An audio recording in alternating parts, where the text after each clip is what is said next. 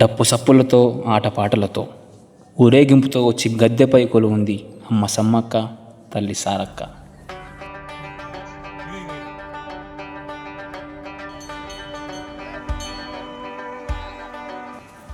మేడారం జాతరకు పోయేటోళ్ళు ముందుగా మార్గ మధ్యలో ఉండే గట్టమ్మ తల్లి దేవస్థానాన్ని దర్శనం చేసుకొని ఆ తర్వాత మేడారం జాతరకు పోతారు. ఈ గట్టమ్మ తల్లిని గ్రామ దేవతగా పూజిస్తారు ఇక్కడ జనాలు.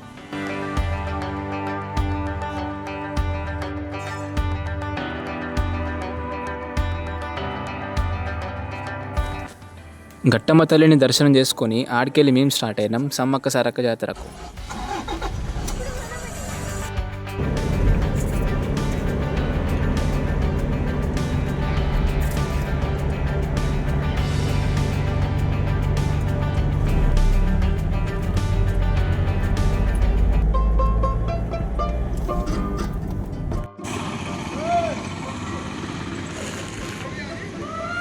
జాతరకు వచ్చిన వాళ్ళు ఇట్లా చెట్ల కింద వంటలు వండుకొని తింటారు.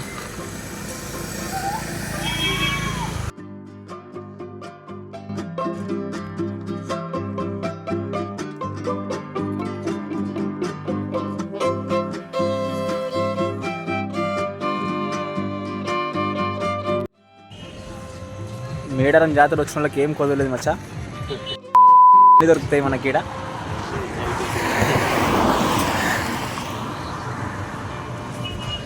అన్నీ దొరుకుతాయి, కాకపోతే రేట్లు కొంచెం ఎంఆర్పి రేట్ కన్నా కొంచెం ఎక్కువ ఉంటాయి. రేట్లు మాత్రం డబుల్ ఉంటాయి పక్క.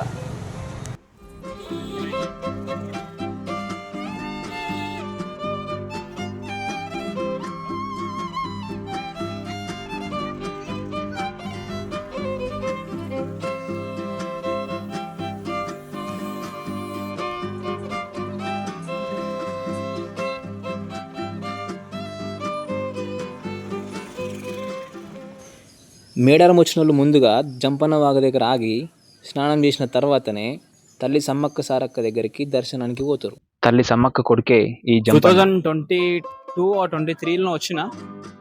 అప్పటికిప్పటికి సమ్మక్క సారక్క అనేది బాగా చేంజెస్ వచ్చినాయి గుడిలో.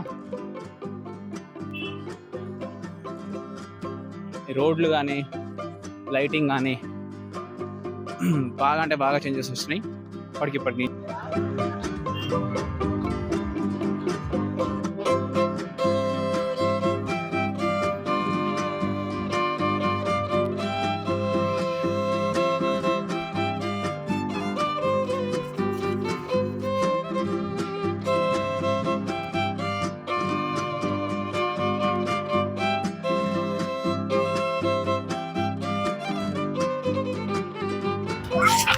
టూ 2017 తర్వాత 2022లో వచ్చిన.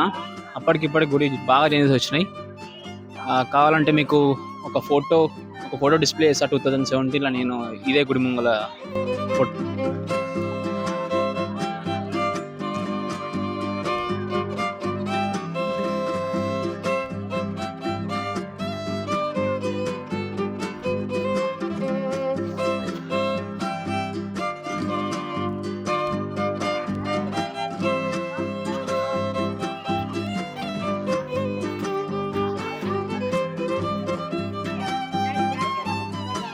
సమ్మక్క సారక్కలకి ఇట్లా బెల్లం సమర్పిస్తారు.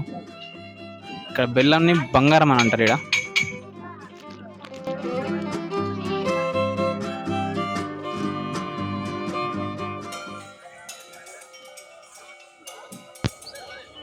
అమ్మ సమ్మక్క గద్దె ఇది.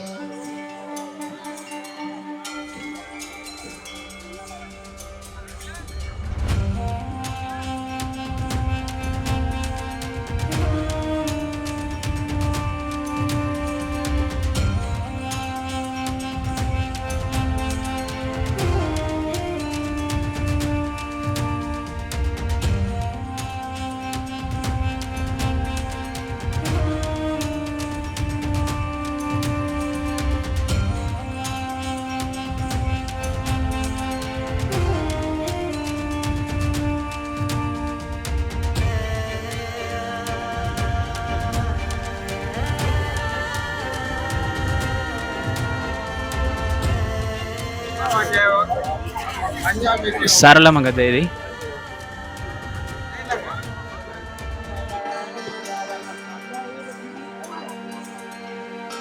ఏమాక కోళ్ళు వలిస్తాడా? ఎగరేయండి మంచిది. అమ్మ 10 సారా 10 రూపాయలు.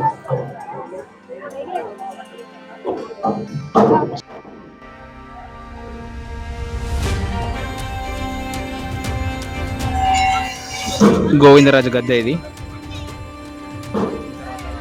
దీని తర్వాత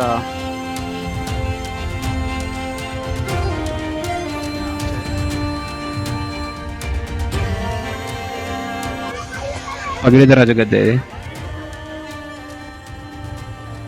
ఆసియాలోనే అతిపెద్ద గిరిజన జాతరగా పేరుంది మన సమ్మక్క సారక్క జాతరకు. ఇట్లాంటి ఒక జాతర మన తెలంగాణలో అవుతున్నందుకు మనం చాలా గర్వపడాలి.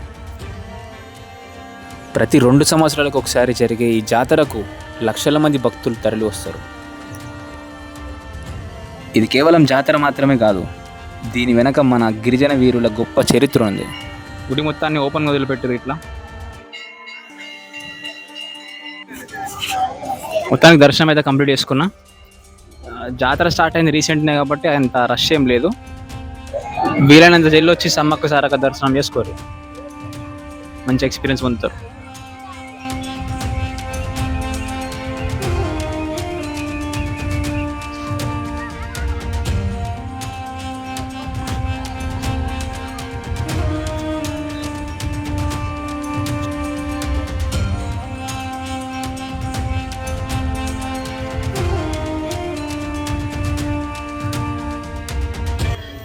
ఇక్కడికి వచ్చే భక్తులు తమ కోరికలు నెరవేరితే తమ శరీర బరువుకు సమానంగా బంగారం సమర్పిస్తారు. ఇక్కడ బెల్లంని బంగారం అని ఎందుకు అంటున్నా అంటే గిరిజన సంస్కృతిలో బెల్లంని బంగారానికి ప్రతీకగా చూస్తారు కాబట్టి.